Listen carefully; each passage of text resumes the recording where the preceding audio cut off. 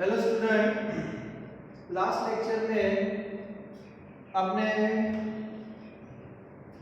Zero order first order की comparison हो गई।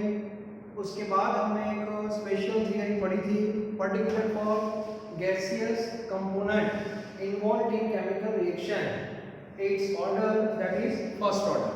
तो फर्स्ट ऑर्डर के बेस पे इंटीग्रेटेड रेट इक्वेशन में लिखा था in the form of pressure instead of concentration. Now in this lecture today we will discuss another special case that is called pseudo first order.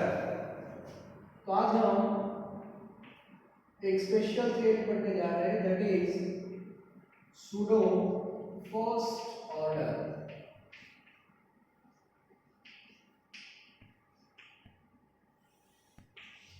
ये जो reaction है उसमें जो रिएक्टेंट है वो दो है। Now order that is one with respect to each reactant. So overall actual order of this reaction is first order, sorry second order, but it's behaviour like first order and therefore it is known as pseudo first order. मतलब वो real में second order है लेकिन उसका जो behaviour है practical से हमें पता चला that is like first order. Therefore this reaction is known as pseudo first order and we have one example also. Clear? आज हम डायरेक्ट वो जो एग्जांपल है उसके बारे में डिस्कस करने जा रहे हैं। An example that is based on organic reaction that is hydrolysis.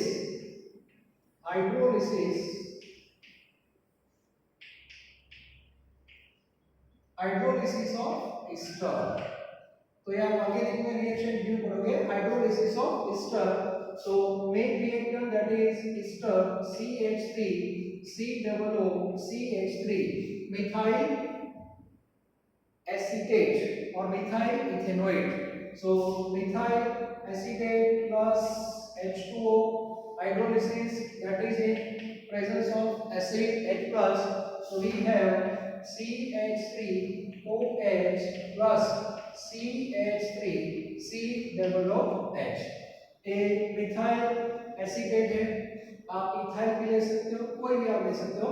तो एक एग्जांपल है एस्टर का। अब ये रिएक्शन को हम स्टडी करने जा रहे हैं। तो सबसे पहले प्रोपोर्शन देखो ये क्या है 1:1:1:1। Clear?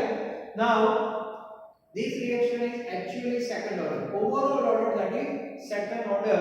So its rate equation like this, rate is equal to K.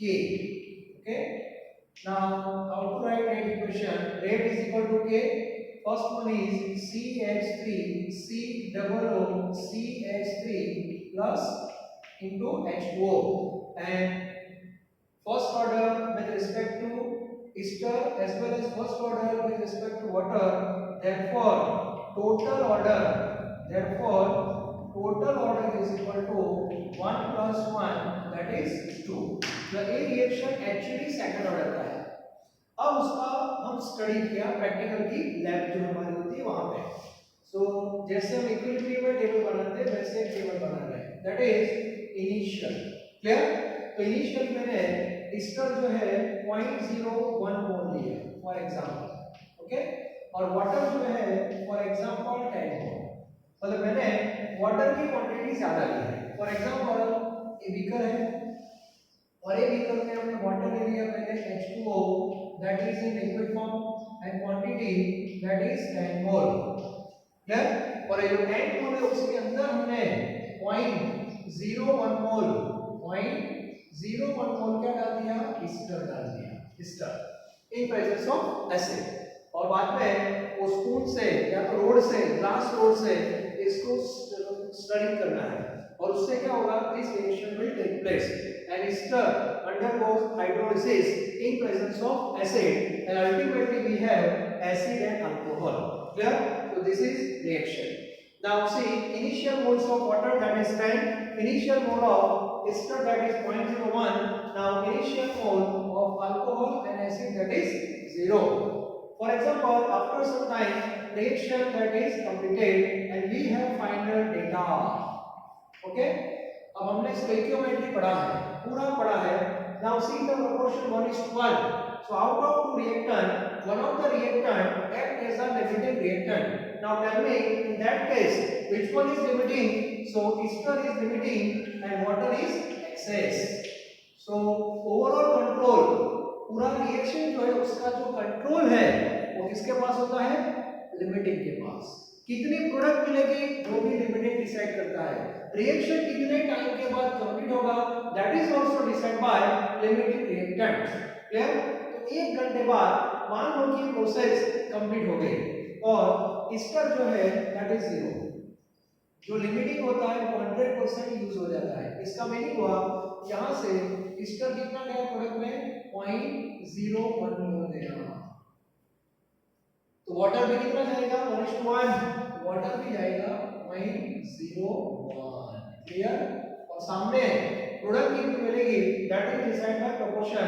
तो लिमिटिंग जो है ईस्टर और इन दोनों का प्रोपोर्शन देखना है 1:1:1 इसके लिए देखना है। क्लियर? तो 0.01 तो आपको अल्कोहल कितना मिलेगा 0.01 मोल और एसिड भी कितना मिलेगा 0.01 mole. Now what about water? तो वाटर आपके पास कितना था 10 था, 10 में से यूज कितना हुआ only 0.01, so 9.99 and that is almost 10। तो इसका मीनिंग हुआ ये रिएक्शन जब कंप्लीट होगा तो वसा के अंदर 3 कंपोनेंट आपको मिलेंगे acid alcohol how much 0.01 and quantity of water also. Water भी आपको मिलेगा कि नहीं? तो इसका मीनिंग हुआ हियर concentration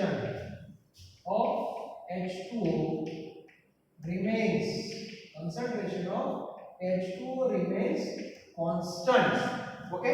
तो इसका मीनिंग हुआ ये टर्म जो है that remains constant into constant। Ideally आपको पता होना चाहिए आइडियली ये जो रेट है ये दोनों पे डिपेंड होता है, दोनों के कंसंट्रेशन पे डिपेंड होता है।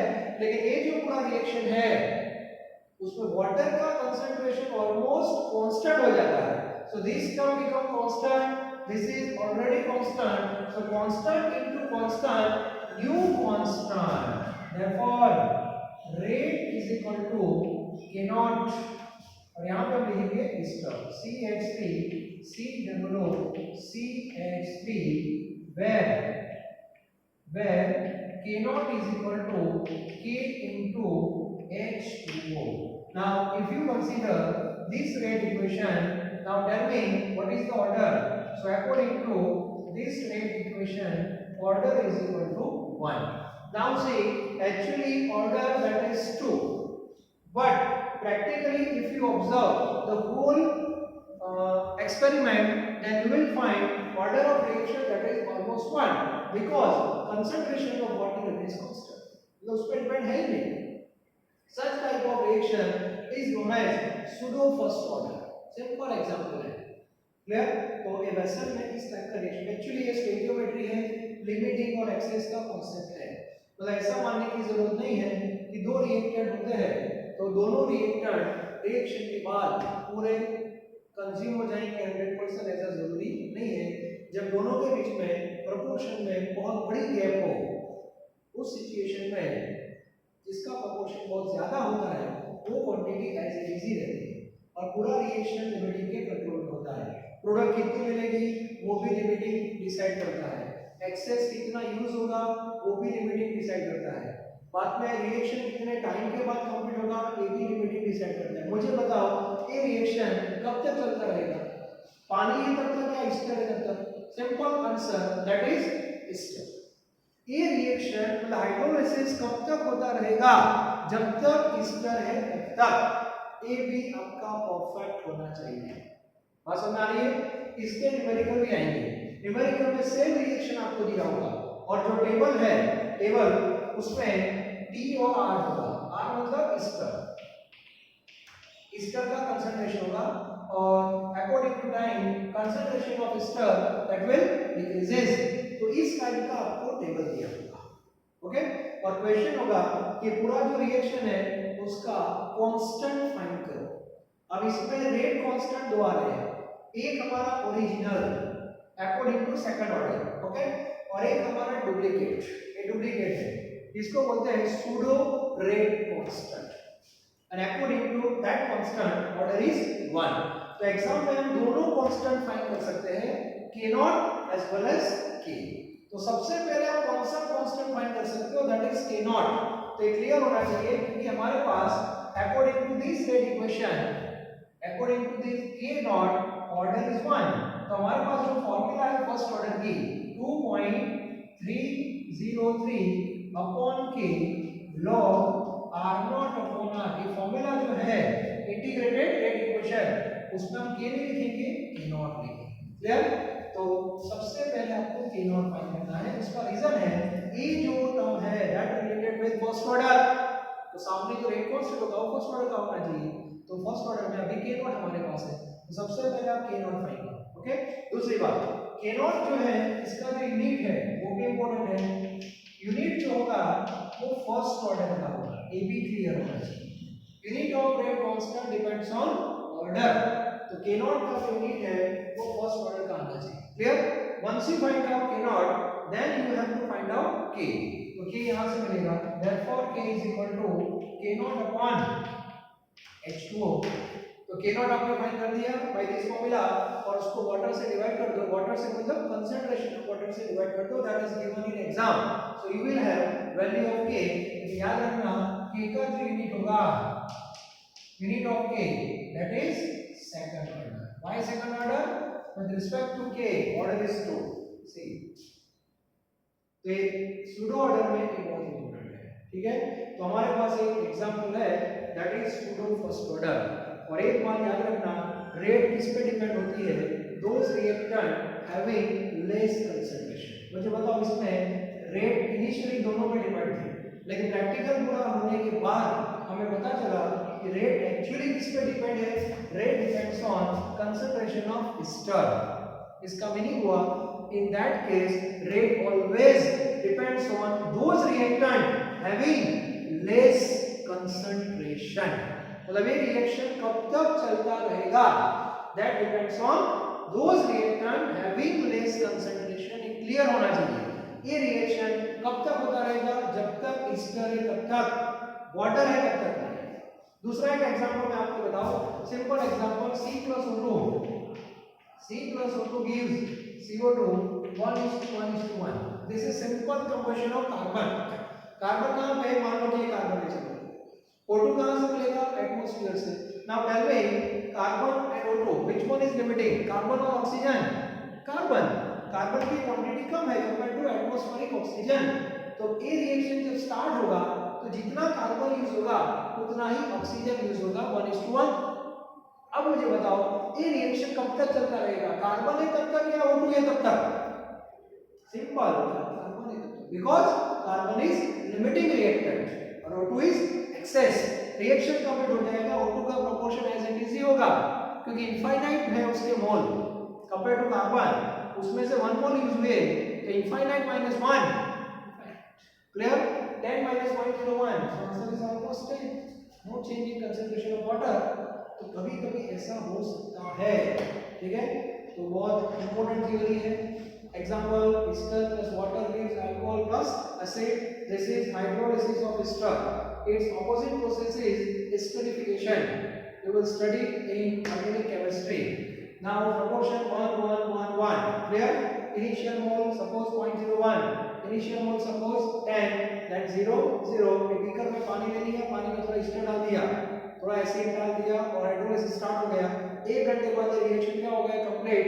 After 1 hour ester become 0, it means पहले कितना था 0.01, बाद में हो गया 0, तो 100% ester कंज्यूम हो गया because it is limiting reactant.